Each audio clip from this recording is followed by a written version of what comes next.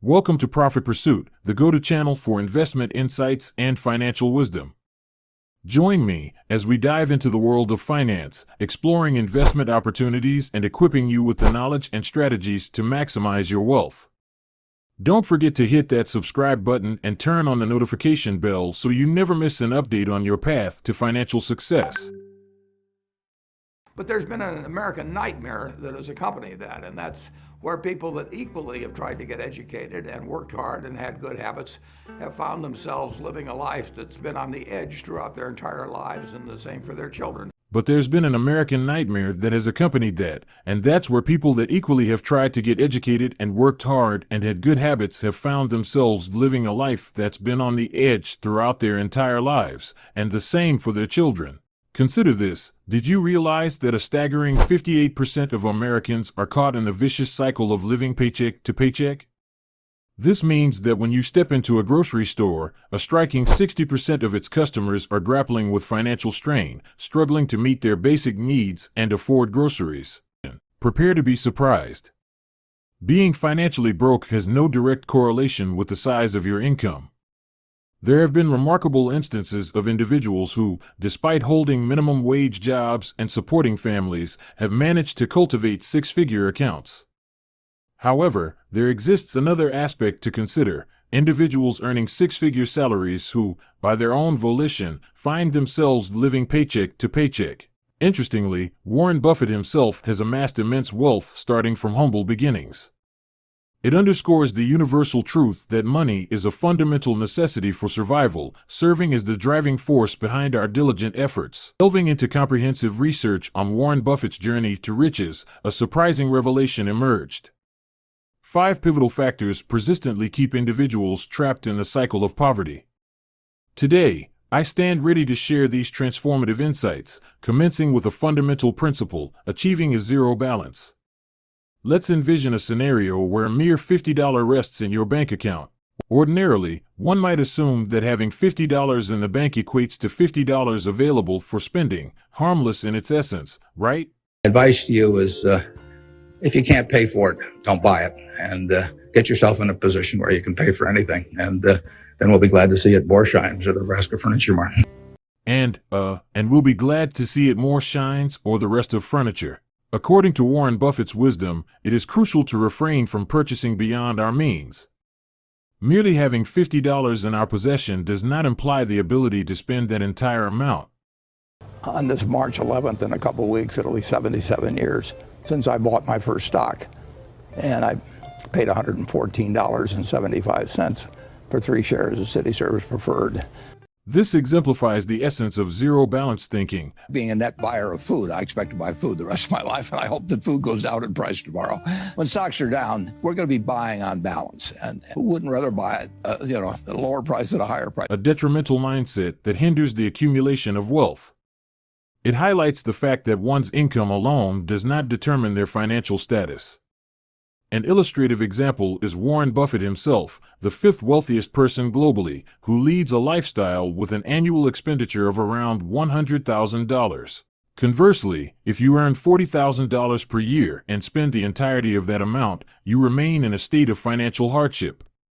Similarly, earning $100,000 per year and spending every penny of it still leaves you in a similar predicament.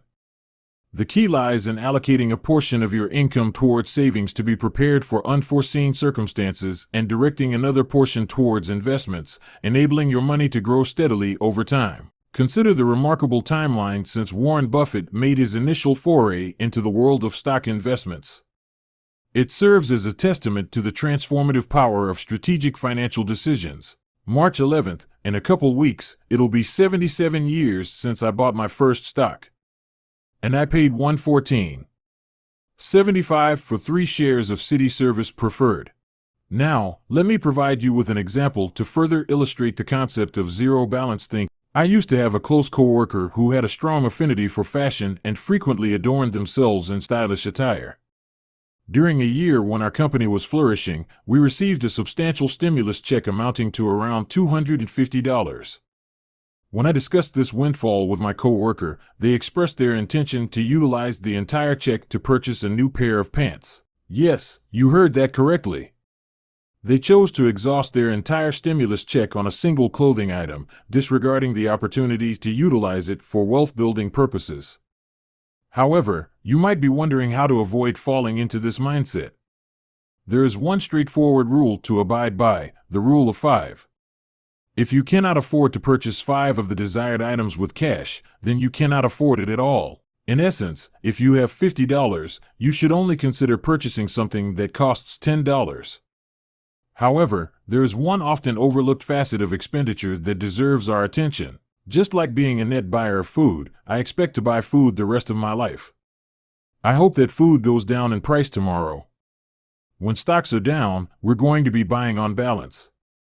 Who wouldn't rather buy at a lower price than a higher price? Let's delve into the second key aspect, payment traps.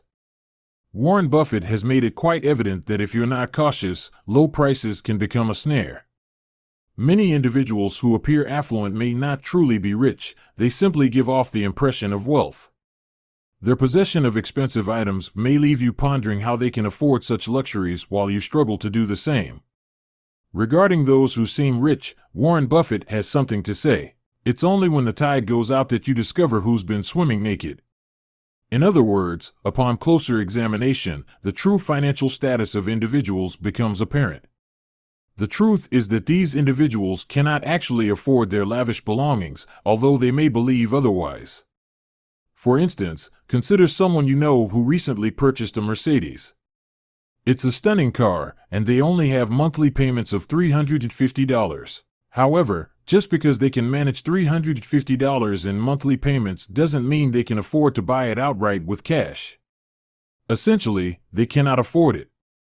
This situation leads to the illusion that you can spend beyond your means because you're not paying substantial sums up front for the items you possess, such as $41,000 for a new Mercedes. One area where this phenomenon is frequently observed is in zero APR deals.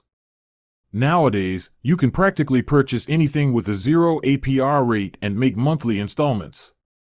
For instance, consider an inflatable kayak available on Amazon, priced between $150 and $300, which can be divided into monthly payments of $20 to $30. Such installments may make you believe that you can afford a multitude of items, but ultimately, you end up paying the full amount. Consequently, when you find yourself having to cover not just a $350 car payment, but also a $75 couch payment, along with various other household expenses and credit card debt, you'll find yourself trapped in a perpetual state of financial instability. The other one is from people who run up credit card debt, and they're facing bankruptcy, or they've been through bankruptcy once before, and they owe a whole bunch of money, and they can't even pay the interest, let alone pay any principal. And half of my letters come from people like that, and that problem is avoidable. To ensure you don't fall prey to payment traps that aim to keep you financially strained, it's crucial to adopt a different approach. But what steps should you take after evading these payment traps? Let's move on to the third aspect, compounding. Once you've successfully overcome payment traps and the zero balance mindset, you can shift your attention to harnessing the power of compounding. Compounding is the enchanting phenomenon that allows your money to grow exponentially over time. Chances to deploy the capital, we've always tried to make any entity, whether it was the partnership originally or Berkshire now or Blue Chip Stamps when we owned it or even Diversified Retailing, we wanted them all to be compounding, in effect, be compounding machines. If you desire to leverage the power of this miraculous effect to grow your wealth, there are two crucial terms you must familiarize yourself with, and Warren Buffett understands them better than anyone. So, what are these words?